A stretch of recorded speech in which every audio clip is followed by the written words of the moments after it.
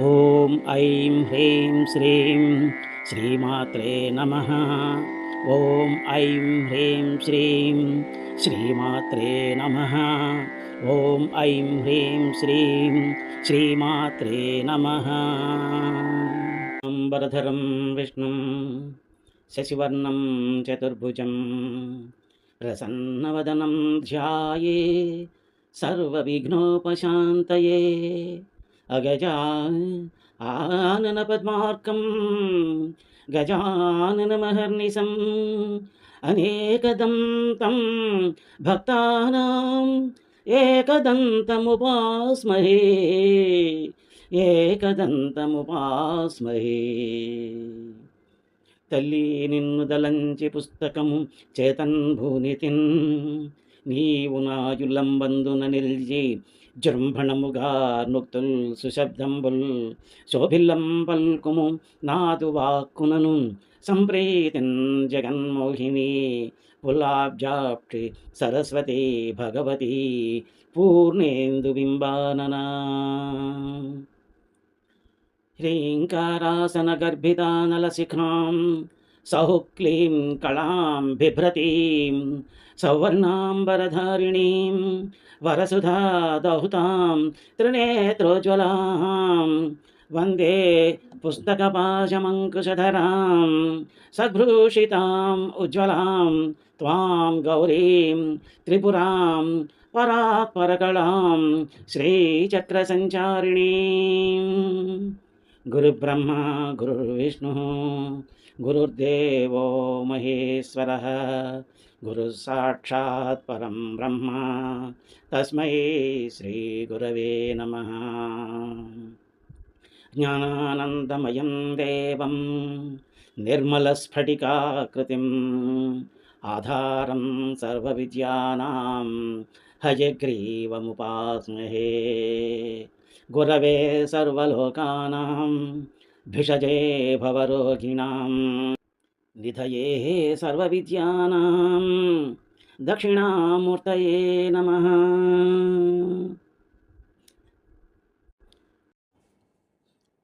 అందరికీ నమస్కారం. నా శ్రీలలిత యూట్యూబ్ ఛానల్కి మీకందరికీ సుస్వాగతం. ఈ ఛానల్లో మనం శ్రీ లలితా సహస్రనామ స్తోత్రానికి ఆ స్తోత్రంలో ఉన్నటువంటి అమ్మవారి యొక్క నామాలకి అర్థాల తాలూకు వివరాలు తెలుసుకుంటున్నాము. కిందటి భాగంలో మనం 49 మరియు 50 శ్లోకంలో ఉన్నటువంటి 176 నుంచి 192 వరకు గల నామాల తాలూకు అర్థాల వివరాలు తెలుసుకున్నాము. ఈ భాగంలో మనం 51 మరియు 52 శ్లోకాల్లో ఉన్నటువంటి 193 నుంచి 204 వరకు ఉన్నటువంటి నామాల తాలూకు అర్థాల వివరాలు తెలుసుకుందాం. ఈ ప్రస్తుత భాగంలో ప్రవేశించే ముందు కిందటి భాగంలో మనం తెలుసుకున్న నామాల తాలూకు అర్థాల వివరాలని ఒకసారి పునశ్చరణ చేసుకుందాం. 176వ నామం నిర్వికల్ప. వికల్పం అంటే అభిప్రాయం, ఎటువంటి అభిప్రాయము లేనిది అన్నది అమ్మవారి యొక్క నామం. ఏంటంటే అభిప్రాయం ఏదైనా ఉంటే దాని గురించి అభిప్రాయం ఉంటుంది, కానీ ఏమీ లేని దానికి అభిప్రాయాలు ఉండవు అని చెప్పేసి ఒక ఇది ఉంది. కాబట్టి వికల్పం అంటే అభిప్రాయం, ఎటువంటి అభిప్రాయాలు లేనటువంటిది అమ్మ అని చెప్పేసి దాని అర్థం. ఆ తర్వాత 177వ నామం నిరాబాధ. బాధలేమీ లేవు. ఈ బాధలన్నిటికీ కారణం భ్రాంతి. భ్రాంతి ఉంటే బాధ ఉంటుంది, భ్రాంతి లేకపోతే బాధ ఉండదు. చీకటి ఉంటేనే వస్తువులు, ఒక వస్తువు ఇంకోలా వస్తువులా కనబడుతుంది. అదే చీకటి లేకపోతే వెలుగుంటే ఆ వెలుగులో ఆ వస్తువు ఏమిటన్నది మనకి పూర్తిగా అర్థమవుతుంది. భ్రాంతి అనేది అజ్ఞానము. జ్ఞానులకి ఈ భ్రాంతి అనేది ఉండదు. అమ్మ జ్ఞానస్వరూపిణి కాబట్టి ఆమెకి భ్రాంతి లేదు కాబట్టి బాధలు లేవు అని చెప్పి తెలుసుకున్నాం. ఆ తర్వాత నామం నిర్భేద. అమ్మకి ఎటువంటి భేదము లేదు, ఎవరిని భేదంగా చూడదు.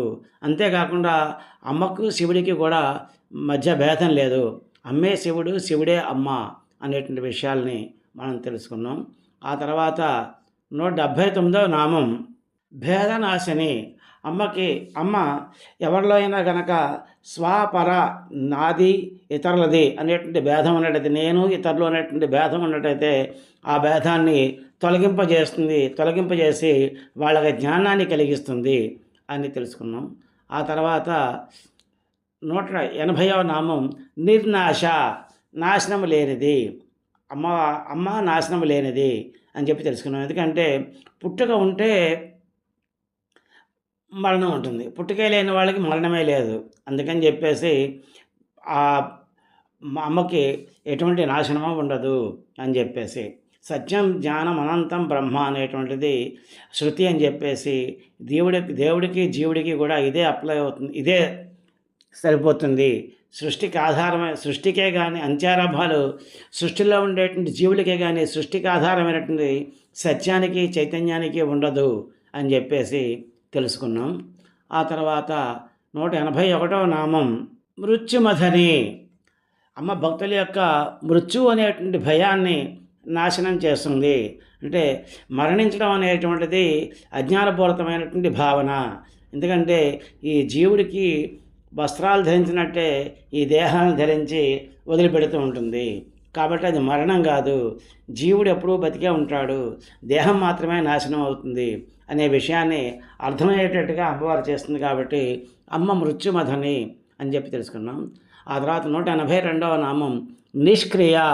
అమ్మకి ఏ విధమైనటువంటి క్రియలు లేవు, చేయాల్సినటువంటి ఫలానా కార్యక్రమం ఉంది అని చెప్పేసి అమ్మకి ఏమీ లేదు, కర్తవ్యాలు ఏమీ లేవు. అందుకని చెప్పేసి కర్తవ్యాలు లేని వాళ్ళకి క్రియలు ఉండవు. కాబట్టి అమ్మకి ఎటువంటి క్రియలు లేవు అని చెప్పి తెలుసుకున్నాం. ఆ తర్వాత 183వ నామం నిష్పరిగ్రహ. పరిగ్రహం అనేటువంటి గుణం అమ్మవారికి లేదు. అంటే పరిపూర్ణులు ఇంకేమీ స్వీకరించరు. ఎందుకంటే నిండుకుండలో నీళ్ళు ఎలా అయితే పోయలేమో అలాగా పరిపూర్ణులైన వాళ్ళకి ఎటువంటిది తీసుకోవాలనేటువంటి కోరిక ఉండదు. కాబట్టి అమ్మ నిష్పరిగ్రహ, తనకి ఇచ్చే విధానమే కానీ తీసుకునే విధానం లేదు అని చెప్పి దాన్ని బట్టి అర్థమవుతుంది. ఆ తర్వాత నామం 184వ నామం నిస్తుల. తోచడం అంటే తూకం. ఎటువంటి ఒక వస్తువుతోటి సమానమైనటువంటి వస్తువు ఇంకోటి ఏదైనా ఉంటే దాన్ని తూచగలుగుతాం. అమ్మకి సాటి అయినటువంటి వస్తువు ఇంకేది లేదు కాబట్టి తూచడం అనేది ప్రశ్నే ఉండదు. కాబట్టి అమ్మకి సాటి వేరేదే లేదు అని చెప్పేసి దాని అర్థం అని చెప్పి తెలుసుకున్నాం. ఆ తర్వాత నీల చికుర. 185వ నామం నీల చికుర అంటే నల్లని శిరోజాలు కలిగినది అని చెప్పేసి, కాబట్టి నీల చికుర అని చెప్పి అంటారు అని చెప్పి తెలుసుకున్నాము. తర్వాత 186వ నామం నిరపాయ, అపాయము లేనిది. ఇంకేంటే అన్నిటికీ ఎవరి అధీనంలో ఉండదు కాబట్టి ఆమెకి అపాయం లేదు. అపాయాలు 2 రకాలని, లోపల ఉండే అపాయాలని, బయట ఉండే అపాయాలని, ఇవన్నీ మనం తెలుసుకున్నాము. కాబట్టి అంతరంగ విజయం ద్వారానే ఈ నిరపాయ స్థితి పొందవచ్చు అని చెప్పేసి అమ్మవారు తెలియజేస్తూ ఉంటారు. ఆ తర్వాత 187వ నామం నిరత్యయ. అమ్మ ఎవరిని అతిక్రమించదు. అతిక్రమించినట్టయితేనే అమ్మని ఎవరు అతిక్రమించలేరు. అతిక్రమణ వల్లే అపాయాలు కలుగుతూ ఉంటాయి. అనవసరమైన విషయాల్లో తలకాయ దూర్చి ఆ తర్వాత బాధలు పడుతూ ఉండడం, అవతల వాళ్ళకి ఇబ్బంది కలిగిస్తూ ఉండడం, చేయాల్సిన పనులు చేయకుండా ఉండడం అనేటువంటిది అతిక్రమణ అంటారు. అటువంటి అతిక్రమణ ఎటువంటిది లేనిది. అందుకనే అమ్మవారు అతిక్రమించని గుణం కలది. కాబట్టి నిరతక్రమణ, మననం వల్లనే మననం వల్ల మౌనం వస్తుంది. ఆ మౌనం వల్లనే నిరతిక్రమణ అనేటువంటిది సాధ్యపడుతుంది అని చెప్పి తెలుసుకున్నాం. ఆ తర్వాత నామం 188వ నామం దుర్లభ. లభింపశక్యముగానది. లభించడం అంటే దర్శనం, స్పర్శనం, సంభాషణ మొదలైనవన్నీ అని చెప్పేసి, ఇవన్నీ ఎటువంటి సాధన వల్ల సాధ్యం కావు, అమ్మ అనుగ్రహిస్తే తప్ప అవి ఎవరూ పొందలేరు అని చెప్పి తెలుసుకున్నాం. ఆ తర్వాత నామం దుర్గమ. 189వ నామం దుర్గమ. దాట సత్యముగా అన్నది అమ్మ అని చెప్పి తెలుసుకున్నాం. దుర్గం అంటే కోట అని కూడా అర్థం ఉంటుంది. అంటే భేదింపలేనిది, దాటిపోలేనిది. గమం అంటే సాగడం అని ఒక అర్థం ఉంటుంది. కాబట్టి అటువంటివి ఏమీ అవకాశాలు లేనిది అని చెప్పేసి తెలుసుకున్నాము. కాబట్టి అమ్మవారి అనుగ్రహం ఉంటేనే అవరోధాలు లేకుండా ఉంటారు. కాబట్టి అమ్మవారినే ఎప్పుడు కీర్తిస్తూ ఉండాలి, అమ్మవారినే ఎప్పుడు ప్రార్థిస్తూ ఉండాలి అని చెప్పేసి తెలుసుకున్నాము. ఆ తర్వాత 190వ నామం దుర్గా, అంటే దుర్గములు కలది. అమ్మ నవదుర్గలాగా ఉంది, నవదుర్గలుగా ఉంది, అంటే 9 కోట్ల కలిగి ఉంది. వీటినే నవాభరణాలు అంటారు అని చెప్పేసి తెలుసుకున్నాం. శ్రీచక్రంలో ఉండే ఈ నవాభరణాలే ఈ దుర్గములు, వాటినే నవదుర్గగా అమ్మవారిని కొలుస్తారు అని చెప్పేసి తెలుసుకున్నాం. ఆ తర్వాత 191వ నామం దుఃఖహంత్రి. అమ్మ తమ భక్తుల యొక్క దుఃఖాలన్నింటినీ అంతం చేస్తుంది. దుఃఖానికి కారణం అజ్ఞానం వల్లే దుఃఖం వస్తూ ఉంటుంది.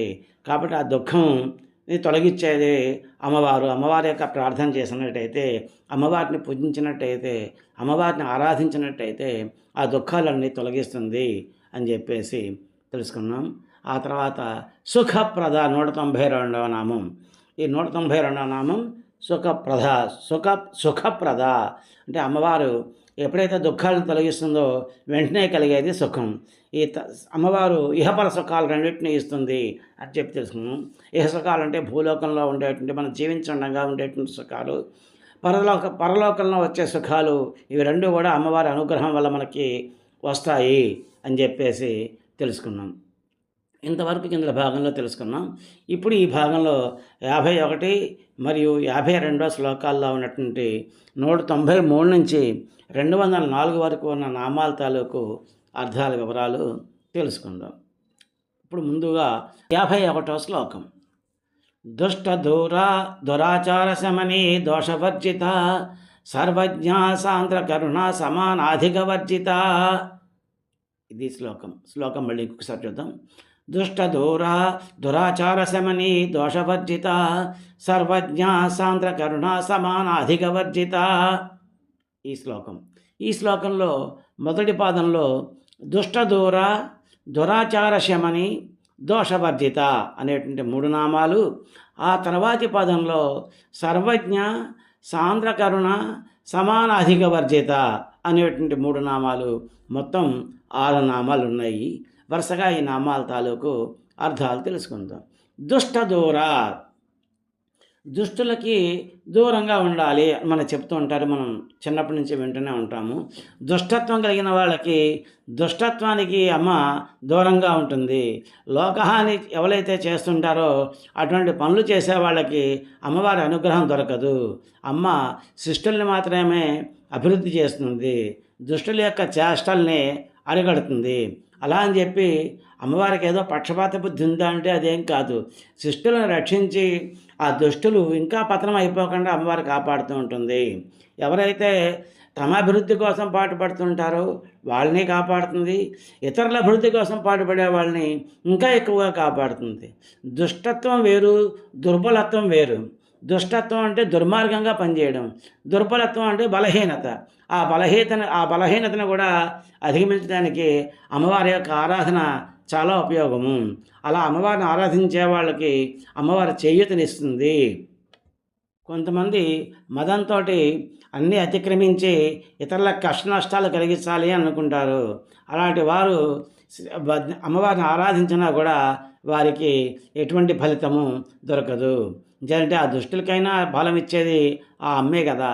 అందుకని చెప్పి వాళ్ళు దుష్కారాలు చేస్తున్నప్పుడు వాళ్ళని శక్తిహీనులు చేసి వాళ్ళని అక్కడి నుంచి తప్పిస్తుంది. అక్కడికి ఇంకా మాట వినకపోయినట్టయితే వాళ్ళని శిక్షిస్తుంది. నభజంతే కుతర్గజ్ఞ దేవీం విశ్వేశ్వరీం శివాం అని దేవీ భాగవతంలో చెప్పబడింది. అంటే కుతర్కం చేసే వాళ్ళని అమ్మవారు ఎప్పటికీ కరుణించదు, అమ్మవారిని ఎప్పుడు వారు పొందలేరు అని చెప్పేసి చెప్పబడుతుంది అన్నమాట. అంటే అహంకారం అనేది శరీరమే నేను అనేటువంటి అహంకారం ఏదైతే ఉంటుందో వాళ్ళంతా దుష్టులు అని చెప్పి చెప్పబడతారు. వీళ్ళ అహంకారం ఉంటుంది, అటువంటి వాళ్ళకి దూరంగా ఉంటుంది. నీతి శాస్త్రం కూడాను దుర్జనం పరివర్జయేత్ అని చెప్పింది. అంటే దుర్జనులను విసర్జించండి, వాళ్ళతో స్నేహం వద్దు అని చెప్పింది. అందుకే మన పూర్వం కూడా చెప్పేవాళ్ళు దుష్టులకి దూరంగా ఉండండి అని చెప్పేసి. వాళ్ళని కనుక వదిలిపోయినట్టయితే మంచివాళ్ళు కూడా వాళ్ళ వల్ల పాడైపోయేటువంటి ప్రమాదం ఉంటుంది. కాబట్టి వాళ్ళ వల్ల అటువంటి వాళ్ళ వల్ల ఇతరులకు కూడా హాని కలుగుతుంటుంది.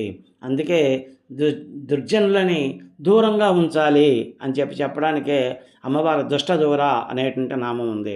ఆ తర్వాత నామం 194వ నామం దురాచార శమని. 194వ నామం దురాచార శమని అంటే భక్తుల యొక్క దురాచారాల్ని తొలగింపజేస్తుంది. ఒక్కొక్కప్పుడు మంచివాళ్ళు కూడాను కొన్ని కొన్ని పరిస్థితుల ద్వారా దేశకాల కర్మాలకు అనుభవించి పరిస్థితులకి లొంగిపోయి కొన్ని కొన్ని పిచ్చి పనులు చేస్తుంటారు. దురాచారాల వాళ్ళ వల్ల జరగవచ్చు. వాళ్ళ అమ్మవారి భక్తులు అవ్వడం చేత అమ్మవారు ఏం చేస్తుందంటే వాళ్ళ చేత ఆ దురాచారాలని మాన్పింపజేస్తూ ఉంటుంది. మాయ ఎప్పుడైనా ఎవరికైనా కమ్మచ్చు. అంటే ఆ మాయలో దేవతలు కూడా పడిపోతూ ఉంటారు. ఒక్కప్పుడు అజ్ఞానులు ఎప్పుడు మాయలోనే జీవిస్తూ ఉంటారు. జ్ఞానులకు కూడా, జ్ఞానులు అంటే చెప్పాం కదా, మన భూలోకంలో ఉండే జ్ఞానులు కావచ్చు, దేవలోకంలో ఉండే జ్ఞానులకు కావచ్చు, వాళ్ళకు కూడా అప్పుడప్పుడు మాయకు అమ్ముతుంటుంది. ఆ మాయకు అమ్మినప్పుడు దురాచారాలు జరగవచ్చు. అటువంటి సమయంలో ఆ అమ్మవారి యొక్క ఆరాధన వల్ల ఆ మంచి వాళ్ళందరూ కూడాను, దైవీయ స్వభావం కలిగిన వాళ్ళందరూ కూడాను మళ్ళీ స్వస్థత చేకూరుతుంది. వాళ్ళకి స్వస్థత చెందుతారు. భగవద్గీతలో శ్రీకృష్ణ పరమాత్మ చెప్తాడు, జ్ఞానులు కూడా నా మాయకు లోపడే ఉంటారు. నా మాయను దాటడానికి ఎవరికీ సాధ్యం కాదు. అది నన్ను అనుసరించిన వాళ్ళు మాత్రమే నా మాయని దాటగలరు అని చెప్పేసి చెప్పాడనమాట శ్రీకృష్ణ పరమాత్మ భగవద్గీతలోను. అసలు దురాచారాలు అంటే ఏమిటి అంటే శాస్త్ర విరుద్ధమైన ఆచారాలు.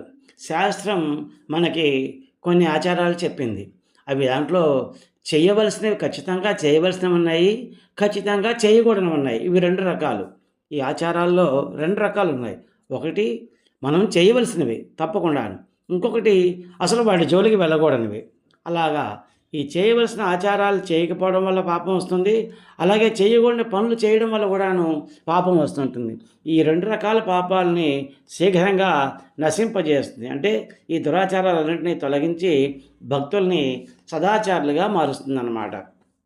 ఎప్పుడైతే అమ్మవారిని ధ్యానించి ప్రార్థించి అమ్మవారిని ఆరాధిస్తూ ఉంటామో అప్పుడు ఆ అమ్మవారు ఆ దురాచారాలన్నింటినీ తొలగించి భక్తులను రక్షిస్తుంది. కాబట్టి అమ్మవారిని దురాచార శమని అన్నారు. ఆ తర్వాత నామం 195వ నామం దోషవర్జిత. అన్ని దోషాలని వదిలిపెట్టేసింది అని చెప్పేసి. ఇప్పుడు సృష్టి కార్యం జరిగేటప్పుడు కొన్ని మలినాలు వస్తూ ఉంటాయి. ఆ మలినాల్ని ఎప్పటికప్పుడు వాటిని విసర్జించేసి ఆ అమ్మవారు అమలినగా అంటే మలినం లేనట్టుగా ఉంటుందన్నమాట. ఇప్పుడు అన్నం వండేటప్పుడు పొయ్యి వెలిగిస్తాం. పూర్వం కట్టె పొయ్యిలో వెలిగించేవాళ్ళు. అలా వెలిగించేటప్పుడు దాంట్లో పొగ మసి వస్తుంటుంది. హోమం చేసేటప్పుడు దాంట్లో పొగ వస్తుంది, మసి కూడా వస్తుంది. అలా అని చెప్పేసి ఈ పొగ మసి వస్తున్నాయి, ఇవి వీటిని మలినాలు అంటారు. ఈ మలినాలు వస్తున్నాయని చెప్పేసి అన్నం వండడం మానేయలేము, అలాగే యజ్ఞాలు చేయకుండా హోమాలు చేయకుండా ఉండలేము. అలాగే ఈ రజస్తమో గుణాల వల్ల సత్వగుణానికి ఎంత ప్రాధాన్యం ఉందో ఈ రజస్తమో గుణాలకు కూడా అంతే ప్రాధాన్యం ఉంది. ఈ గుణాల వల్ల దోషాలు పుడుతూ ఉంటాయి. కానీ ఈ గుణాలు కూడా అవసరమే మానవుడికి. ఎందుకంటే పనికి పూనుకోవడం కోసం రజోగుణం కావాలి, విశ్రాంతి నిద్రల కోసం తమో గుణం కావాలి. సత్వగుణం లేకపోతే స్థిమితం ఉండదు. కాబట్టి ఈ 3 గుణాలు సమపాళలో అవసరమైనంత వరకు మానవుల్లో ఉండి తీరాలి. మనం ప్రతినిత్యం శరీరంలో ఉండేటువంటి మలినాల్ని ఎలా తొలగించుకుంటామో అలాగే దోషాలన్నింటినీ విసర్జించి ఎప్పుడూ ప్రకాశం కలిగి ఉంటారు జ్ఞానులు. అలా మనం మలినాలు తొలగించకపోతే ఏమవుతుంది? శరీరంలో ఈ మలినాలన్నీ చేరిపోయి శరీరానికి అనారోగ్యం వస్తుంది. కాబట్టి ఎప్పటికప్పుడు మలినాలని తొలగించుకోవాలి. అలాగే వాక్కులోనూ తొలగించుకోవాలి, మనసులోనూ తొలగించుకోవాలి. ఇలాంటి మలినాలన్నింటినీ కూడాను మనం తొలగించుకుంటూ ఉండాలి. అలా తొలగించుకున్నప్పుడు మాత్రమే మనం శుభ్రంగా ఉండగలుగుతాము. అలాగా ఆ దోషాలన్నింటినీ అమ్మవారు తొలగింపజేస్తుంది. దోషై రాగద్వేషాదిభి వర్జిత అంటే రాగద్వేషాలు లేనిది, రాగద్వేషాలు అనేటువంటి దోషాలు లేనిది అమ్మవారు. అరిషడ్ వర్గాలు. అరిషడ్ వర్గాలు అంటే తెలుసు కదా, కామ క్రోధ లోభ మోహ మద మాత్సర్యాలు అంటారు. ఇవన్నీ మానవుడికి అంతఃశత్రువులు అంటారు. ఇవి ఎవరైతే బాహ్యంగా కనిపించేటువంటి శత్రువులనైతే వాళ్ళు వచ్చి దెబ్బ కొడుతున్నారు అని మనకు తెలుస్తుంది కాబట్టి వాళ్ళని ఎదుర్కోవడానికో వాళ్ళ నుంచి తప్పించుకోవడానికో మనం ప్రయత్నం చేయవచ్చు. కానీ ఈ అంతఃశత్రువుల్ని నాశనం చేయాలంటే చాలా కృషి చేయాలి. అవి లోపల లోపల అనేకమైనటువంటి కార్యక్రమాలు నిర్వర్తించి మన వల్ల అనేక తప్పులు జరిగేటట్టుగా, అనేక దోషాలు జరిగేటట్టుగా చేస్తాయన్నమాట. కాబట్టి ఈ దోషాలని తొలగింపజేస్తుంది. అమ్మవారి యొక్క ఆరాధన ఈ దోషాలని తొలగిస్తుంది అని చెప్పేసి చెప్పాడన్నమాట. ఈ రకంగా 132వ నామం నుంచి ఈ 195వ నామం వరకు కూడాను అమ్మవారు నిర్గుణ బ్రహ్మాని, నిర్గుణ ఆరాధన వల్ల వచ్చే ఫలితాలు, దుఃఖాన్ని ఉపశమించడానికి చేసేటువంటి పనులు, శాశ్వతమైన సుఖం అంటే ఏమిటి, ఈ దుష్టత్వాన్ని దూరం చేయడం, దురాచారాల నుంచి తన భక్తులు అంటకుండా చూడడం, ఈ దోషాలన్నింటినీ తొలగించడం, ఇలాంటివన్నీ ఇక్కడ వివరించబడ్డాయి ఈ నామం వరకును. ఆ తర్వాత 196వ నామం సర్వజ్ఞ, అంటే అన్నీ తెలిసినది. అమ్మవారికి అన్నీ తెలుసు. ఈ ప్రపంచంలో ఉండేటువంటి సమస్త ప్రాణికోటి ఏమేమి చేస్తుంది, ఎలాంటి పనులు చేస్తుంది, అవన్నీ అమ్మవారికి తెలుస్తాయి. అందరూ ఎరుక ఆధారంగానే తమ తమ స్వభావాలను బట్టి కార్యక్రమాలు చేస్తూ ఉంటారు. అన్ని భావాలకి మూలం ఎరుకే.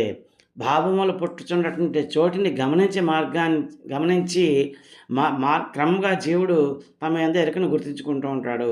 అమ్మ అందరి యందు ఎరుకగా ఉన్నది కాబట్టి సృష్టిలో జరిగేవన్నీ అమ్మకి తెలుస్తాయి. ప్రతి ఒక్కళ్ళు కూడాను నేనున్నాను అని భావిస్తూ ఉంటారు. ఆ భావనే ఎరుక అన్నమాట. ఆ ఎరుకే లేకపోతే ఆ భావనే ఉండదు. ఆ భావన ఆధారంగానే ఇతర భావనలన్నీ కూడా ఉంటాయి. ఈ భావాలన్నిటికీ అతీతంగా మన యందు శ్రీమాత ఉంటుంది. సర్వజ్ఞత్వం అంటే పరమేశ్వరుడికి అన్నీ తెలుస్తాయి. భూత భవిష్యత్ వర్తమాన కాలాలన్నీ కూడాను అతని అధీనంలో ఉన్నాయి. ఇదే విషయాన్ని శ్రీకృష్ణ పరమాత్మ కూడాను భగవద్గీతలో తెలియజేస్తూ ఉంటాడు. నాకు అన్నీ పూర్వకాలంలో జరిగేవి తెలుసు, ఇప్పుడు జరుగుతున్నవి తెలుసు, ఇక ముందు జరగబోయేవి తెలుసు అని చెప్పేసి చెప్తాడు. దాన్నే త్రికాల జ్ఞాని అంటారు. అతడు బిందు రూపంలో ఉంటాడు. ఆ రూపం బిందుకే ఎందుకు కావాలి అంటే త్రికోణం కానీ, చతుర్భుజం కానీ, అష్టకోణం కానీ ఎందుకు కాకూడదు అనేటువంటి వివరాలన్నింటినీ కూడాను షట్చక్రాలు అనేటువంటి శీర్షికలో చెప్పబడ్డాయి. ఆ సర్వజ్ఞత్వం అంటే ఏమిటో ఇప్పుడు తెలుసుకుందాం. సర్వము తెలియనది, అన్నిటినీ ఎరిగినది. ఎస్ సర్వజ్ఞ స సర్వవిధి.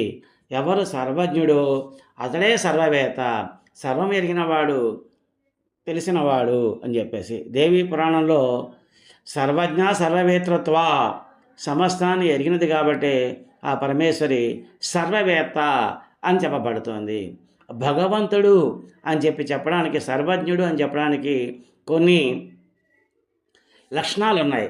అవి ఏమిటి అంటే సర్వజ్ఞత, అనాది బోధ, స్వతంత్రత, నిత్యత, సంపూర్ణత, అనంతత. అంటే ఏమిటి అప్పుడు తెలుసుకున్నాం. సర్వజ్ఞత అంటే ఇప్పుడు మనం తెలుసుకున్నాం కదా, అన్ని విషయాలు తెలిసి ఉండడం అని చెప్పి. అనాది బోధ అంటే అనాదిగా జ్ఞానం కలిగి ఉండడం అన్నమాట. స్వతంత్రత, ఎవరిపైన ఆధారపడకుండా స్వతంత్రంగా ఉండడం. నిత్యత అంటే శాశ్వతంగా ఉండడం, నాశనం లేకపోవడం. సంపూర్ణత్వం అంటే అన్నీ తన దగ్గరే ఉండడం, అన్నీ కలిగి ఉండడం. అనంతత అంటే అంతం లేకుండా ఉండడం. ఇవన్నీ కూడా భగవంతుని యొక్క లక్షణాలు అంటారు. కాబట్టి ఈ సర్వజ్ఞత అనేది భగవంతుని యొక్క లక్షణం. కాబట్టి పరమేశ్వరుడు సర్వజ్ఞుడు అంటే అన్ని రూపాలు తానే అయినవాడు, అన్ని రూపాల గురించి, విషయాల గురించి పూర్తిగా తెలిసినవాడు, జీవుల యొక్క పాపపుణ్యాల ఆధారంగా వారికి ఉత్తర జన్మలు ప్రసాదించేవాడు. ఈ లక్షణాలన్నీ అమ్మవారి దగ్గర ఉన్నాయి కాబట్టి అమ్మవారి నిర్గుణ రూపం కాబట్టి ఆమె సర్వజ్ఞ అని చెప్పేసి చెప్పబడుతుంది. 197వ నామం సాంద్రకరుణ, అంటే ఘనమైన కరుణ కలిగినది. అంటే ఘనం అంటే గడ్డగట్టింది, బరువైంది అని అర్థం. అమ్మ యొక్క కరుణ సాంద్రతగా ఉంటుంది. అంటే కఠినం అనేది అపరిపక్వ స్థితి, కరుణ అనేది పండిత స్థితి. అంటే స్థితప్రజ్ఞుల యొక్క స్థితి అని చెప్పేసి. కరుణ లేనివాడు అమ్మ యొక్క అనుగ్రహానికి నోచుకోలేడు. ఈ కరుణ అన్నది హృదయానికి సంబంధించినది. అంటే ఏంటన్నమాట, దేవుడితోటి సాన్నిధ్యం పెరిగిన కొద్దీ ఈ కరుణ అంటే క్షమించడం, సహించడం, ప్రేమించడం, అవతల వాళ్ళ మీద దయ చూపించడం, ఇలాంటి గుణాలన్నీ అప్పుతూ ఉంటాయి. ఈ గుణాలు ఎవరిలో అయితే ఉంటాయో వాళ్ళు యువతల వారిని అర్థం చేసుకోవడానికి ఎక్కువగా ప్రయత్నిస్తుంటారు. ఆ అవగాహన లేకపోయినట్లయితే కఠినత్వానికి అది దారితీస్తుంది. అమ్మ యొక్క కరుణని వర్ణింపలేము. అది మంచివాళ్ళ యందు, దుష్టులందు కూడా ఆమె యొక్క కరుణ ప్రసరిస్తూనే ఉంటుంది. ఈ తప్పు ఒప్పు అనేదాన్ని ఈ మనస్సు చూపిస్తూ ఉంటుంది. ఆ తప్పు ఒప్పుల్ని అవగాహన చేసుకునేది ఏమిటంటే హృదయం అన్నవాళ్ళే ఇతరులని అవగాహన చేసుకోగలరు. వాళ్ళ కష్ట నష్టాల్లో భాగాన్ని పంచుకుంటూ ఉంటారు. ఓర్పుతోనూ సహనంతో బాధ్యతలను స్వీకరిస్తూ ఉంటారు. ప్రేమతో ఆదరిస్తూ ఉంటారు. ఇదంతా కూడాను సాంద్ర కరుణకి ఉదాహరణలు అన్నమాట. అలాగే అమ్మవారి యొక్క కరుణ వర్ణింపలేము అని చెప్పుకున్నాం కదా. ఆ తెలిసిన వాళ్ళ ఏందో అలాగే ఉంటుంది, తెలియని వాళ్ళ ఏందో అలాగే ఉంటుంది, శిష్టులేందో అలాగే ఉంటుంది, దుష్టులందు కూడా అలాగే ఉంటుంది. అందరి యొక్క అభివృద్ధే అమ్మవారు కోరుకుంటూ ఉంటుంది. సాంద్రా ఘన కరుణాయస్యాహ సా అంటే ఘనమైన దయగలిగినది, దయాస్వరూపిణి, కరుణా సముద్రరాలు. కరుణరసంలో ఆఖరి మధ్యలోనే సాంద్ర కరుణ అంటారు. ఇంతకన్నా ఇంకా పెద్ద పదం వేరే ఏదీ లేదు. దీని అర్థం పరమేశ్వరి అపారమైనటువంటి దయాస్వరూపం కలిగినది, దయాస్వరూపిణి. పిల్లలు తల్లిని ద్వేషిస్తారు కానీ తల్లి మాత్రం మంచివాళ్ళైనా చెడ్డవాళ్ళైనా కూడా ఎవరిని ద్వేషించదు. అలా చేయవలసి వచ్చినా కూడా ఆ దానిలో కూడా ఆ కరుణ ఉంటుంది. ఇప్పుడు పిల్లల్ని మనం అప్పుడప్పుడు దెబ్బలాడుతూ ఉంటాము, లేదా దండిస్తూ ఉంటాం. అంటే వాళ్ళ మీద ప్రేమ లేక కాదు కదా. వాళ్ళు తప్పుదారిలో వెళుతుంటే వాళ్ళని సరిదిద్దడానికి ఎలా అయితే మనం చేస్తామో అమ్మవారు కూడా అలాగే మనకి ఇలాగా మనం తప్పు చేస్తున్నప్పుడు మనల్ని దండించి మంచి దారిలో ప్రవేశింపజేయడానికి చేస్తూ ఉంటుంది. ఎందుకంటే ఈ జీవరాశి అంతా కూడా ఆమె సృష్టించినదే. అందుకని వారందరిపైన ఆమెకి ఎప్పుడు దయ అలాగే ఉంటుంది. కాబట్టి అమ్మవారు సాంద్ర కరుణ అని చెప్పబడుతుంది. తర్వాత 198వ నామం సమానాధిక వర్జిత. సమానత్వమే కానీ ఆధిక్య భావం ఉండదు. సమాన అధిక వర్జిత అనేది 2 నామాలు అన్నమాట. ఈ ఉపాధులను బట్టి హెచ్చుతగ్గులు ఉంటాయి. ఉకికినిలో ఇప్పుడు మన సముద్రంలో ఎన్నో నీళ్లు ఉంటాయి. అక్కడికి మనం పట్టుకెళ్ళే పాత్రను బట్టి ఆ పాత్రలో మనకి ఆ నీళ్లు వస్తూ ఉంటాయి. చెంబు తీసుకెళ్తే చెంబుతో వస్తాయి, గ్లాస్ తీసుకెళ్తే గ్లాస్తో వస్తాయి, బిందె తీసుకెళ్తే బిందెతో వస్తాయి. ఆ పరిణామం అనేది మనం తీసుకెళ్ళే పాత్రలో ఉంది కానీ దాంట్లో సముద్రంలో లేదు. ఎందుకంటే ఆ పరిణామమే నీరు కాదు. పరిణామమే కానీ ఆ పాత్ర యొక్క పరిణామం వల్లే ఆ నీరు తగ్గుతుంది కానీ నీరుకి ఎటువంటి ఇది లేదు. అందుకని చెప్పేసి అధిక అల్ప అనేటువంటి వ్యత్యాసాలు అమ్మవారికి లేవు. అది స్వీకరించే వాళ్ళని బట్టి ఉంటుంది. అన్నింటి నుంచి శ్రీ చైతన్యం దర్శించే వాళ్ళకి అధికులమని అల్పలమని అనేటువంటి భావన ఉండదు. ఏమీ తెలియని వాళ్ళకే ఇలాంటి భావన ఉంటుంటుంది. అధికులం అనుకునే వాళ్ళు ఇతరులని అల్పులుగా భావిస్తూ ఉంటారు. అలా ఆధిక్య భావాన్ని ఎవరైతే వర్జిస్తారో వాళ్ళు అందరి హృదయంలోనూ ఉంటారు అని చెప్పబడుతున్నారు. ఉదాహరణగా మనం చూడాలంటే చక్రవర్తి కుమారుడైనా కూడా శ్రీరామచంద్రమూర్తి గుహుని యందు, శబరి యందు, వానరుల యందు, అందరు అసురులందు కూడాను సమానత్వాన్ని చూపించాడు. అలాగే పరిపూర్ణ పురుషుడైనటువంటి శ్రీకృష్ణ పరమాత్మ కూడా గొల్ల పిల్లలతోటి చద్దానాలు అవి తిన్నాడు, వాళ్ళతో కలిసి ఆడుకున్నాడు. వాళ్ళలో ఉండేటువంటి ఈ భావాలన్నింటినీ అధికులము సమానము అనేటువంటి భావాలన్నింటినీ తొలగించాడనమాట. అలాగే న తత్సమశ్చ అభ్యధికశ్చ దృశ్యతే అని చెప్పేసి న తత్సమశ్చ అభ్యధికశ్చ దృశ్యతే. అంటే అమ్మవారితో సమానమైన వారు కానీ ఆమె కన్నా అధికులు కానీ ఇక ప్రపంచంలో ఎవరూ లేరు అని చెప్పేసి. ప్రపంచంలో కంటికి కనిపించేటువంటి అనేక దృశ్యమైనటువంటి పదార్థాలు ఉంటాయి. ఆ పదార్థం అంతా కానీ దృక్ పదార్థం మాత్రం ఒకటే, అదే పరమేశ్వర తత్వం. కంటికి చూసే శక్తిని ఇచ్చేది ఆత్మ. అలాగే చెవికి వినే శక్తిని ఇచ్చేది ఆత్మ, కాలుకి నడిచే శక్తి ఇచ్చేది, ఇలా ప్రతి అవయవానికి, ప్రతి జీవికి, ప్రతి వస్తువుకి ఆ చైతన్య శక్తిని ప్రసాదించేది ఆ ఆత్మ. అటువంటిప్పుడు ఆత్మస్వరూపిణైన అమ్మవారితోటి సమానమైన వాళ్ళు కానీ అధికులు కానీ ఆమె కన్నా అధికులు కానీ ఇంకెవరుంటారు? ఉండరు. కాబట్టి ఆమె సమానాధిక వర్జిత అని చెప్పేసి చెప్పబడుతుంది.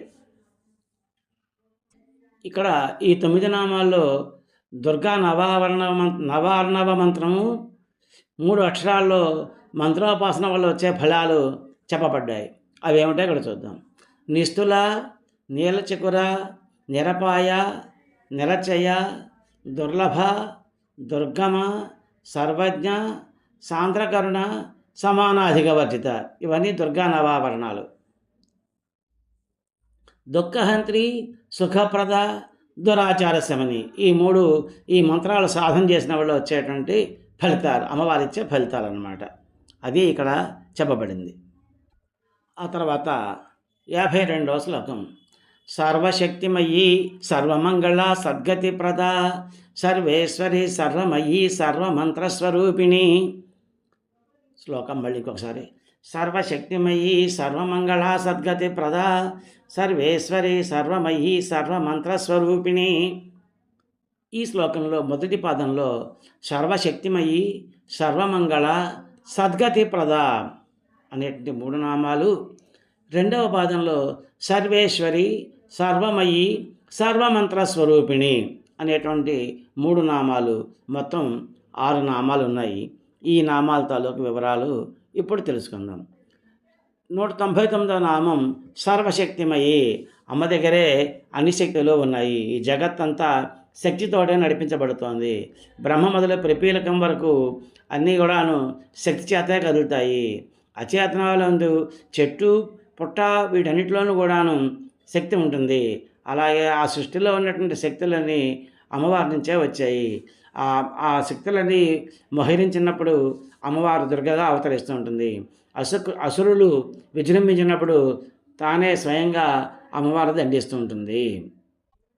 సర్వశక్తులు కలిగి ఉన్నట్లే తెలుసుకున్నాం కదా. సృష్టి స్థితి లయాలన్నీ కూడా అమ్మవారే చేయగలుగుతారు. మహాకాళి, మహాలక్ష్మి, మహాసరస్వతుల స్వరూపమే అమ్మవారు. అంటే ఏంటన్నమాట, విద్య, ధనం, పరాక్రమం మొదలైనవన్నీ అమ్మవారు ఇవ్వగలదు. మామూలుగా చూస్తున్నట్టయితే ప్రతి దేవతకి ఏదో ఒక ప్రత్యేకం ఉంటుంది. గాలికి వీచే శక్తి, అగ్నికి మండే శక్తి, వరుణుడికి వర్షాలు కురిపించే శక్తి. కానీ అన్ని శక్తులు ఉండేది మాత్రం ఆ పరమేశ్వరికి. ధనానికి అధిపతి ఆమె, దారిద్ర్యానికి అధిపతి ఆమె. అందుకే ఆమె సర్వశక్తిమయి అని చెప్పేసి చెప్పబడుతోంది. ఆ పరమేశ్వరి యొక్క రూపమే శ్రీచక్రం. అందులో అష్టసిద్ధులు, మాతృకలు, ముద్రాశక్తులు, షోడశ కళలు, అష్టమూర్తులు, చతుర్దశ భువనాలు, దశావతారాలు, అగ్ని కళలు, అష్టవసువులు, త్రిమూర్తులు, త్రిశక్తులు, ఇలాగా షోడశ నిత్యలు, తిథులు, అక్షరాలు, ఈ రకంగా అన్ని జగత్తంతా కూడాను దానిలోనే ఉంది. కాబట్టి అదే అమ్మవారి యొక్క రూపమే శ్రీచక్రం. కాబట్టి ఆ మొత్తం పరమేశ్వరే సర్వశక్తిమై ఉంది. అయితే ఈ మంత్రశాస్త్రాన్ని చూసినట్టయితే మణిద్వీపంలో సప్తకోటి మంత్రాలు, మహావిద్యలు అన్నీ ఒక రూపు దాల్చి పరమేశ్వరుని సేవిస్తూ ఉంటాయి అని చెప్పబడింది. అలాగే ఇరుపక్కల అమ్మవారికి శంఖపద్మ నదులు, బంగారము, రత్నాలతో కూడినటువంటి నదులు ప్రవహిస్తూ ఉంటాయి అని చెప్పేసి చెప్పబడింది. కాబట్టి మొత్తం శక్తులన్నీ అమ్మవారి దగ్గరే ఉన్నాయి అని దీని అర్థం అన్నమాట. ఆ తర్వాత నామం 200వ నామం సర్వమంగళ. మంగళం అంటే శుభం. అమ్మ సర్వశుభ స్వరూపిణి. అమ్మ రూపమే మంగళ రూపము, శుభప్రదమైనది. ఆమె గుణ విశేషాలని భక్తితో హృదయంలో కీర్తించే వాళ్ళకి సర్వశుభాలని కలిగిస్తుంది, అనుగ్రహిస్తుంది. మన సాంప్రదాయాల్లో మంగళాచారాలు అనేకమైనవి ఉన్నాయి. వీటి యందు శ్రద్ధ దైవమందుల శ్రద్ధగా పరిణతి చెందుతూ ఉంటుంది. జీవితం మంగళప్రదం కావాలంటే మనం మన పరిసరాల్లోనూ మన లోపల ఉన్నటువంటి అన్నమయ ప్రాణమయ మనోమయ కోశాల్లోనూ మనం ఎప్పుడూ కూడాను శుభ్రతని పాటిస్తూ ఉండాలి. అన్ని రకాలైనటువంటి శుభాలు కలిగినది అని చెప్పి తెలుసుకున్నాం కదా. దేవీ పురాణంలో హృదయమందు గల సకల సుఖాలని శుభాలని వసుకున్నట్టుది కాబట్టి ఆమెని సర్వమంగళ అంటే అనేకమైనటువంటి సౌభాగ్యమైన చిహ్నాలన్నీ కూడాను అన్ని రకాల శుభాలను ఇచ్చేది అమ్మవారు. అంతేకాకుండా భక్తుల కష్టాలను తొలగించి వారికి శుభాన్ని కలగజేసేది సర్వమంగళ. అందుకే సర్వమంగళ మాంగళ్యే శివే సర్వార్థ సాధికే శరణ్యే త్ర్యంబకే దేవి నారాయణి నమోస్తుతే అని శ్రీ సూక్తం అమ్మవారిని కీర్తిస్తూ ఉంటుంది. బంగారము, అగ్ని, గోవు, బ్రాహ్మణుడు, నెయ్యి, సూర్యుడు, పుణ్యస్త్రీ, తులసి పత్రము, పుష్పము ఇలాంటివన్నీ కూడాను మంగళ ద్రవ్యాలు అన్నమాట. వీటన్నిటినీ అమ్మవారు ప్రసాదిస్తూ ఉంటుంది. కాబట్టి అమ్మ సర్వమంగళ అని చెప్పి చెప్పబడుతోంది. ఆ తర్వాత నామం 201వ నామం సద్గతి ప్రదా. సద్గతి అంటే మంచి గతిని ప్రసాదిస్తుంది. అంటే సత్యానికి దారి చూపి దాన్ని ప్రసాదిస్తుంది అమ్మవారు. సత్యం అంటే సత్యాన్ని చేరుకోవడమే జీవుల యొక్క గమ్యము. నిరుపమానమైన ఓర్పుతో, ప్రేమతో, కరుణతో అమ్మ అనేకమైనటువంటి జన్మ పరంపరలను ఇస్తూ జీవుల్ని మెల్లిగా సద్గతి వైపు నడిపిస్తూ ఉంటుంది. అనుభవం లేకపోవడమే అజ్ఞానం అంటారు, కానీ అది దుష్టత్వం కాదు. అజ్ఞాని జ్ఞాని కూడాను వాళ్ళ యొక్క అనుభవాలను అనుసరించి క్రమంగా దైవాన్ని చేరుకోవాలి. మాతృభావం కలిగిన వారు తెలిసిన వారిని తెలియని వారిని కూడాను ఒకే విధంగా ప్రేమతోటి వాళ్ళని నడిపిస్తూ ఉంటారు. ఈ మానవుడు చేసేటువంటి కర్మలను అనుసరించి వాళ్ళకి సద్గతులు లభిస్తూ ఉంటాయి. సాధకుడి యొక్క సాధనను బట్టి అన్ని రకాల ముక్తుల్ని అమ్మవారు ప్రసాదిస్తుంది. ఆ ముక్తి 5 రకాలు. మణిపూరంలో దేవిని అర్చించినట్టయితే కనుక వారికి సార్షిరూప ముక్తి అంటారు. అనాహతంలో అర్చించే వాళ్ళకి సాలోక్య ముక్తి అంటారు. విశుద్ధి చక్రంలో అర్చించే వారికి సామీప్య ముక్తి వస్తుంది. ఆజ్ఞాచక్రంలో అర్చించే వారికి సారూప్య ముక్తి వస్తుంది. సహస్రారంలో అర్చించినట్టు వాళ్ళకి సాయుధ్య ముక్తి వస్తుంది. ఇవే కాక భక్తులకి వారి యొక్క కర్మానుసారం స్వర్గ నరకాలు ప్రాప్తిస్తూ ఉంటాయి. అయితే ఈ స్వర్గ సుఖాలు ఎంతకాలం అనుభవించాలి, తిరిగి మళ్ళీ ఎప్పుడు జన్మించాలి, ఇవన్నీ కూడా ఆ అమ్మవారే నిర్ణయిస్తుంది. వాటిని బట్టి ఆ ప్రకారంగానే మానవులకి సద్గతులు లభిస్తూ ఉంటాయి. పద్మపురాణంలో చతుర్దశి నాడు 3 కాలాలందు ఎవరైతే అమ్మవారిని పూజిస్తారో వారు పరాస్థానం పొందుతారు అని చెప్పబడింది. తనకున్నంతలో పుష్కలంగా పూజా ద్రవ్యాలు తెచ్చి పరమేశ్వరిని అర్చించిన వాడు శివ సాన్నిధ్యం పొందుతాడు అని చెప్పేసి చెప్తారు. ఈ సద్గతులు అనేవి 2 రకాలు. ఇదివరకు చెప్పుకున్నట్టుగానే ఇహలోక సద్గతులు, పరలోక సద్గతులు. అంటే భూలోకంలో మనకి సద్గతులు లభిస్తాయి, మంచి గతులు లభిస్తాయి, మంచి జీవితం ఉంటుంది. అలాగే పరలోకంలో కూడా మంచి జీవితం ఉంటుంది. ఈ విధంగా అన్ని రకాలైనటువంటి గతులని అమ్మవారు అనుగ్రహిస్తుంది. కాబట్టి అమ్మవారిని సద్గతి ప్రదా అన్నారు. ఆ తర్వాత నామం 202వ నామం సర్వేశ్వరి. సకలానికి అమ్మవారు ఈశ్వరి. అంటే ప్రభువు అమ్మవారే అన్నిటికీ పరిపాలించేటిది. కాబట్టి అమ్మని సర్వేశ్వరి, సర్వానికి ఆమె ఈశ్వరి అని చెప్పేసి ఈ సృష్టి అంతా కూడా అమ్మవారి అధీనంలోనే ఉంది. అన్ని జీవరాశులంతా కూడాను అమ్మవారి యొక్క చైతన్యమే ప్రవహిస్తుంటుంది. త్రిగుణాలు కానీ, పంచభూతాలు కానీ, జీవులు కానీ వాటి ఏమీ చేయలేరు. ఈ జీవులందు ఇచ్ఛాశక్తి, జ్ఞానశక్తి, క్రియాశక్తి ఇవన్నీ పనిచేయడానికి కారణం వాళ్ళందు ఉన్నటువంటి చైతన్యం, అమ్మవారి యొక్క చైతన్యమే ఆ కారణం అన్నమాట. అమ్మకి ఈశ్వరుడు ఆయన కనబడాలన్నా కూడా అమ్మే ఆధారం. ఆమె లేని జగత్తు లేదు. ఆ ఈశ్వరుని చూపించాలంటే ఆ అమ్మవారే చూపించాలి. ఈశ్వరు అంటే ఆరాధ్య దేవత. పరమేశ్వరి సర్వులకు ఈశ్వరి, పరాపరాణం పరమాత్వమేవ పరమేశ్వరి. ఈ పరానికి అపరానికి అంటే ఇహానికి పరానికి కూడాను నువ్వే పరమైన దానివి కాబట్టి పరమేశ్వరివి, సర్వేశ్వరివి అని చెప్పేసి చెప్తారు. ఈ జగత్తులో కనిపించే వాటన్నిటికీ ప్రభువు నామరూపాత్మకమైనటువంటి జగత్తుకి నియంత. ఈ త్రిమూర్తులని, త్రిశక్తులని, ఇంద్రాది దేవతల్ని, దిక్పాలకుల్ని వాళ్ళ స్థానాలను నియమించి వారి చేత ఆరాధింపబడుతున్నది ఆ పరమేశ్వరి. కాబట్టి ఆమె సర్వేశ్వరి. ఆ తర్వాత నామం 203వ నామం సర్వమయ్యి. సర్వమయ్యి అంటే అంతా తానే ఉంది. పత్తి ఆధారంగా వస్త్రాలు ఎలా అయితే తయారు చేయబడుతున్నాయో ఆ వస్తువులన్నిటికీ పత్తే ఆధారం. పత్తి లేకపోతే వస్త్రాలు ఎలా అయితే ఉండవో, అమ్మ లేకపోతే ఈ లోకం అయితే ఉండదు. అలాగే సత్యలోకం నుంచి భూలోకం వరకు అల్లుకొని ఉన్నటువంటి ఈ చైతన్యమే త్రిగుణాలుగాను, జీవులుగాను, జీవరూపంగాను ఉంది.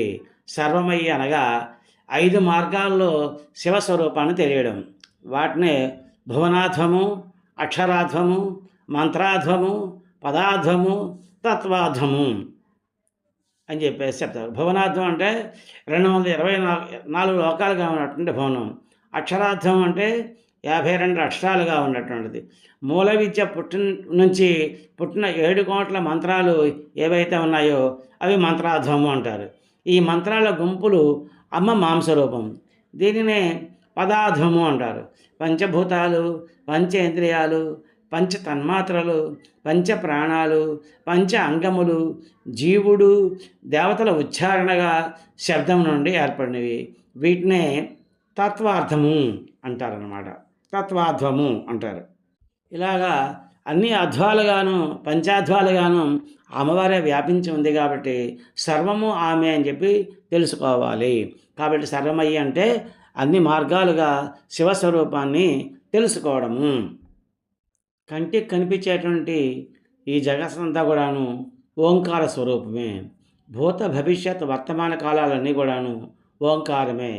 ఈ 3 కాలాలకి అతీతమైనది కూడా ఓంకారమే అని చెప్తోంది మాండుక్యోపనిషత్తు. అంటే ఈ జగత్తులో సర్వము కంటికి కనిపించేది, కనిపించనిది అంతా కూడా ఆ పరమేశ్వరి స్వరూపమే. అందుకే ఆ దేవి సర్వమయ్యి అని చెప్పేసి చెప్పబడింది. ఆ తర్వాత నామం 204వ నామం సర్వమంత్ర స్వరూపిణి. అన్ని మంత్రాల యొక్క రూపము అమ్మవారే. మంత్రం అంటే మననం చేస్తే రక్షించేది. మననాత్రాయతే మంత్ర అంటారు. అంటే మననం చేసే కొలది మనని రక్షించేదాన్ని మంత్రము అంటారు. అది శబ్దస్వరూపం. శబ్దము కూడా అమ్మ యొక్క స్వరూపమే.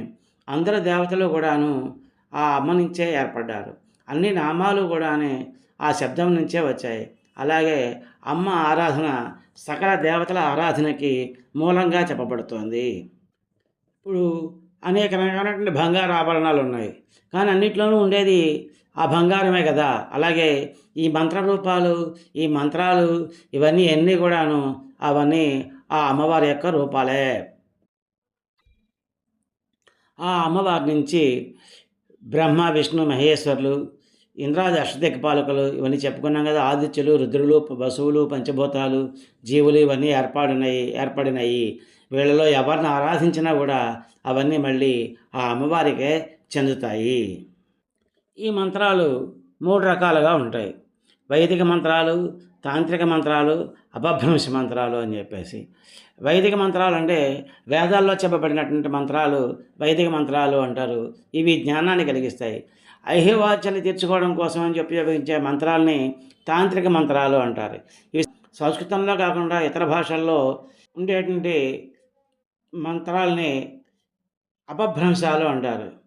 వైదిక ప్రణవైరుత్యా ప్రణవేన విహీనంతు తాంత్రిక ఏవ ప్రకీర్తితా అని. ఓంకార సహితమైనటువంటి ఓంకార సహితమైనటువంటి మంత్రాలన్నీ కూడాను వైదిక మంత్రాలు అంటారు. ఓంకారం లేని మంత్రాలు తాంత్రిక మంత్రాలు అంటారు. మళ్ళీ ఈ మంత్రాలు కూడాను స్త్రీ, పురుష, నపుంసక మంత్రాలు అని చెప్పేసి 3 రకాలుగా విభజించారు. స్వాహ అనే మంత్రం చివరి ఉన్నట్టయితే కనుక అవి స్త్రీ మంత్రాలు అంటారు. హాం ఫట్ అనేటువంటి పదం ఉంటే కనుక అవి పురుష మంత్రాలు అంటారు. నమః అనే పదం చివరిలో ఉంటే కనుక అవి నపుంసక మంత్రాలు అంటారు. పురుష దేవతలను ఉపాసించే వాటిని మంత్రాలని, స్త్రీ దేవతలను ఉపాసించే వాటిని విద్య అని చెప్పబడతాయి. పరమేశ్వర ఉపాసన అంతా శ్రీ విద్య అని చెప్పడానికి కారణం అదే. ఇక మంత్రాల్లో కూడా అనేక రకాలు ఉన్నాయి. ఒక అక్షరం గల మంత్రాన్ని పిండమని, 3 అక్షరాలు గల మంత్రాన్ని కర్తర్లని, 3 నుంచి 9 అక్షరాల దాకా ఉన్నటువంటి మంత్రాలని బీజాలని, 10 నుంచి 20 అక్షరాలున్న మంత్రాలని 20 కన్నా ఎక్కువ అక్షరాలున్న మంత్రాలని మూల మంత్రాలని చెప్పబడతారు. వైదిక మంత్రాలు సమయాచారానికి, తాంత్రిక మంత్రాలు వామాచారానికి సంబంధించినవి. సప్తకోటి మహామంత్రాల్లో ప్రధానమైన మంత్రాలు ఏమిటి అంటే అవి వైదిక మంత్రాలే. తాంత్రిక మంత్రం అంటే ఆ మంత్రంతో పాటు తంత్రం అనేటువంటి క్రియ కూడా ఉంటుంది. ఈ మంత్రాన్ని చేస్తే, ఈ ప్రకారంగా చేస్తే త్వరగా సిద్ధిస్తుంది, ఫలితం ఎక్కువగా ఉంటుంది అని తంత్ర గ్రంథాల్లో చెప్పబడుతుంది. మొత్తం మంత్రాలు సప్తకోటి మంత్రాలు అంటే 7 కోట్ల మంత్రాలు అని చెప్పబడుతున్నాయి. వీటిని ఆమ్నాయ రూపాల్లో దేవతల రూపంలో ఉన్నాయి. ఇవి 6 ఆమ్నాయాలు అంటారు. వీటినే షడామ్నాయాలు అంటారు. అవి ఏమిటో తెలుసుకుందాం ఇప్పుడు.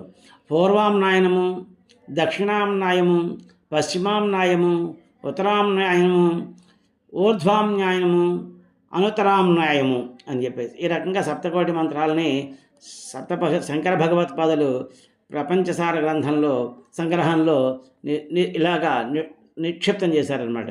శ్రీ విద్యకి పంచదశి మంత్రం గాయత్రి వంటిదైతే శ్రీ విద్యకు ముఖ్యమైన మంత్రం షోడశాక్షరి. ప్రతి మంత్రానికి ఋషి, ఛందస్సు, దేవత, బీజం, శక్తి కీలకం ఉంటాయి. వీటినే షడంగాలు అంటారు. ఈ అన్ని మంత్రాల యొక్క స్వరూపం అంతా కూడా ఆ పరమేశ్వరే కాబట్టి ఆవిడ సర్వమంత్ర స్వరూపిణి అని చెప్పబడుతుంది. వేద మంత్రాల్లో కూడా రుక్కులు, యజస్సులు, సామాలు అని చెప్పేసి 3 రకాలు ఉన్నాయి. ఈ మంత్రాలకు కూడా అధిదేవతలు ఉంటారు. మొత్తం వేదాలన్నిటికీ అధిదేవత వేదమాత అయినటువంటి ఆ పరమేశ్వరి కాబట్టి ఆమె సర్వమంత్ర స్వరూపిణి అని చెప్పేసి చెప్పబడుతుంది. ఇంతవరకు ఈ భాగంలో తెలుసుకున్నాం. వచ్చే భాగంలో మరికొన్ని శ్లోకాల్లో ఉన్నటువంటి మరికొన్ని నామాల తాలూకు అర్థాల వివరాలు తెలుసుకుందాం. హరి ఓం తత్సత్. ఓం ఏతస్వం శ్రీ లలితా పరమేశ్వరి చరణారవిందార్పణమస్తు. ఓం యదక్షరపదభ్రష్టం మాత్రాహీనం చ యద్భవేత్ తత్సర్వం క్షమ్యతాం దేవి నారాయణే నమోస్తుతే. విసర్గబిందుమాత్రాణి పదపాదాక్షరాణి చ న్యూనాని చ అతిరిక్తాని క్షమస్వ పరమేశ్వరి. కాయేన వాచా మనసేంద్రియైర్వా బుద్ధ్యాత్మనా వా ప్రకృతే స్వభావాత్ కరోమి యజ్జత్ సకలం పరస్మై నారాయణాయ ఇతి సమర్పయామి. శ్రీమన్నారాయణాయ సమర్పయామి. సర్వే భవంతు సుఖినః, సర్వే సంతు నిరామయాః, సర్వే భద్రాణి పశ్యంతు, మా కశ్చిద్ దుఃఖభాగ్ భవేత్. శ్రీయః కాంతాయ కళ్యాణనిధయే నిధయేర్ధినాం శ్రీవేంకటనివాసాయ శ్రీనివాసాయ మంగళం. మంగళం కౌసలేంద్రాయ మహనీయ గుణాత్మనే చక్రవర్తి తనూజాయ సార్వభౌమాయ మంగళం. ఉమాకాంతాయ కాంతాయ కామితార్థప్రదాయినే శ్రీగిరీశాయ దేవాయ మల్లినాథాయ మంగళం. ఓం ఏతత్సర్వం శ్రీ ఉమామహేశ్వర శ్రీ లలిత పరమేశ్వరి చరణారవిందార్పణమస్తు.